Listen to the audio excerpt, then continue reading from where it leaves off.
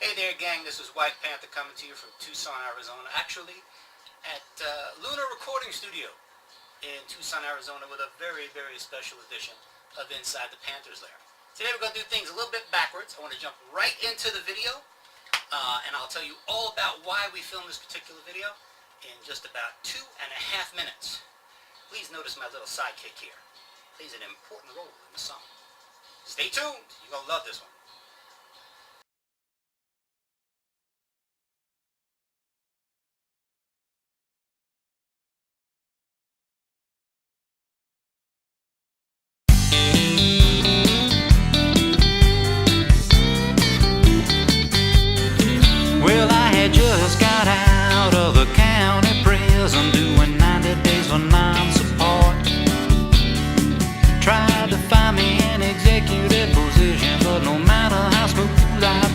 They wouldn't listen to the fact that I was a genius. The man said we got all that we can use. Now I got them steadily depressing, low down my messing, working at the car wash blues.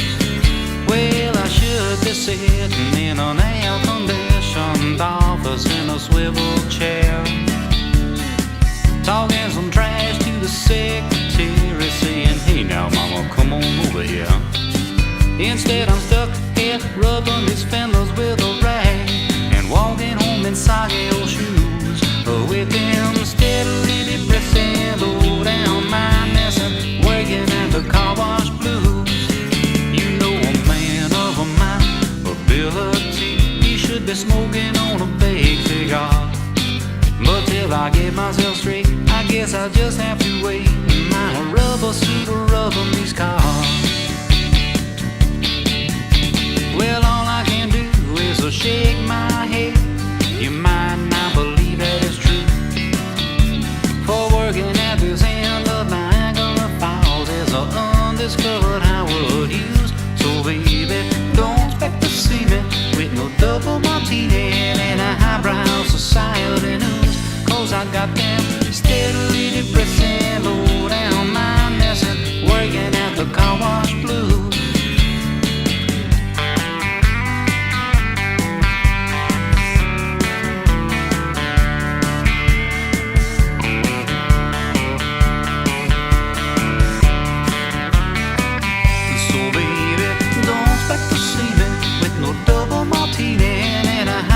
Society news, 'cause I got them steadily depressing, low down my messing, working at the car wash blues.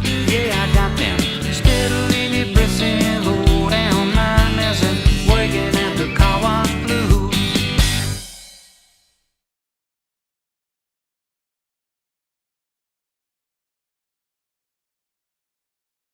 God, I love that song. For those of you who do not know, the original title of that particular song by Mr. Jim Croce is the steadily depressing, low down, mind messing, working at the car wash blues. It didn't fit on the album cover, I believe, which is why Jim shortened it to working at the car wash blues. I recorded this particular cover when I found out that Croce's was holding a little contest on Facebook. Ingrid had asked folks if they wanted to record themselves doing a cover of a Jim Croce song for the opportunity to possibly perform one of Jim's songs at Croce's in San Diego on September 20th, a week from Friday, which will be the 40th anniversary of Jim's tragic passing. I thought long and hard about which song I wanted to do. I thought that there would probably be 1 million submissions of Bad Leroy Brown. I had already done a cover of Have to Say I Love You, You Don't Mess Around with Jim. I even wrote a tribute song for Jim called Badder Than Jim, where I basically took a string of a bunch of Jim's song titles, put them together into a little story, talking about how when it came to being the man in terms of writing and recording this kind of music, about telling stories about the people that he encountered in his travels, nobody could ever or will ever do it like Jim did. I've mentioned in a couple of these videos that one of the biggest compliments I've ever received in a very, very short time that I've started writing and recording music was to have my writing style compared to that of Jim. Still just kind of overwhelming. But it's a compliment that I'm learning to graciously accept. Not that I would ever, in any way, shape, or form, put myself in Jim's category. He was definitely one of a kind. Let me get to my little friend over here. When George and I started working on the arrangement, we wanted to stay true to Jim's recording of the song, but at the same time, we didn't just want it to be a karaoke knockoff. Wanted to kind of make it our own. And as we're going over my vocals, which I normally butcher, quick word on the vocals, and I'll come back to my little friend here. The video at the beginning, I actually took my finished recording, my edited recording, where I made my voice all kinds of pretty, and fitted in real nice, and overdubbed the video that I took. The actual video of me singing it live is going to come up right after this little discussion that we're having here. Just so you can see that, yeah, I can actually sing this thing live if I need to. So anyway, we're in there tweaking the vocals, and George had laid down the basic strumming acoustic, and we're trying to place things right, and we have so many happy accidents in the studio. We just got to the line in the song where it's, I'm stuck here rubbing these fenders with a rag, and I look up on the wall, and in all its glory, this bad boy, and I looked at George and said, you know that's a sign from above, you know we've got to do this. And yes, Jim and Maury always worked acoustic. The arrangements in the studio were a different story, but on stage it was just the two of them sitting on a stool not unlike the one that I'm sitting on right now.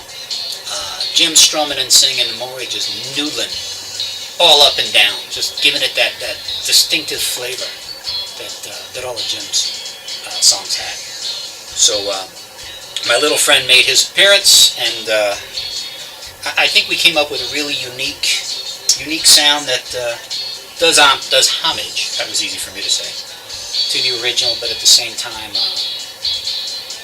it was really important to me to do this one right. So without much further ado, I'm going to see, you know, I need to do this. You'll have to forgive me. This is so out of character. George! Come here for a second. Just want you to know that I'm not imagining, this is not the 6-foot rabbit, this is not my Harvey. George actually does exist. Come here for a second.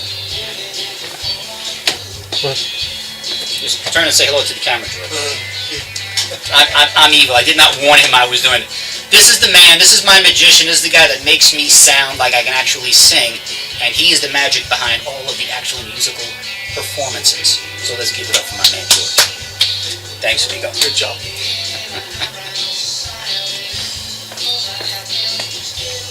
I am so going to pay for that later. I know. But anyway, I've been running on at the mouth long enough. I hope you enjoyed the performance. I hope you enjoyed the studio cut of the song.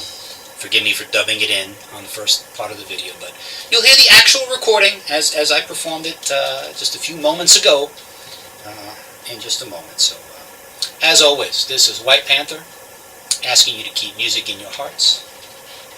May God bless you. And Jim, one of these days, a few years down the road, I'd love to jam with you. God bless.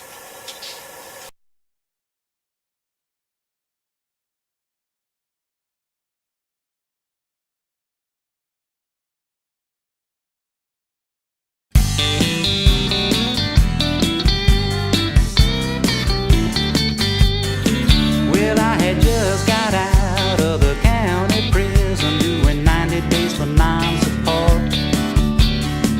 Tried to find me an executive position, but no matter how smooth I talk, they wouldn't listen to the fact that I was a genius. The man said we got all that we can use. Now I got them steadily depressing, low down mindless and working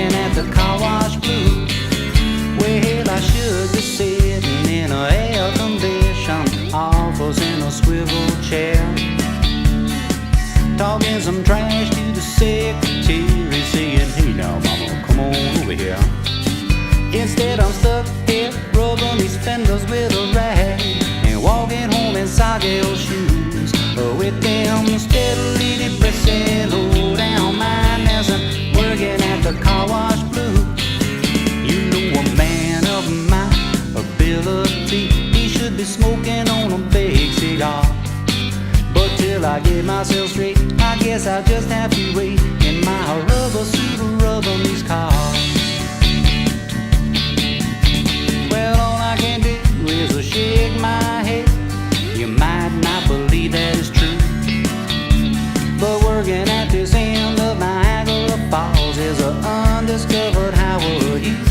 So baby, don't expect to see me with no double martini in a highbrow society news. Cause I got them steadily depressing low down miners and working at the car wash blue.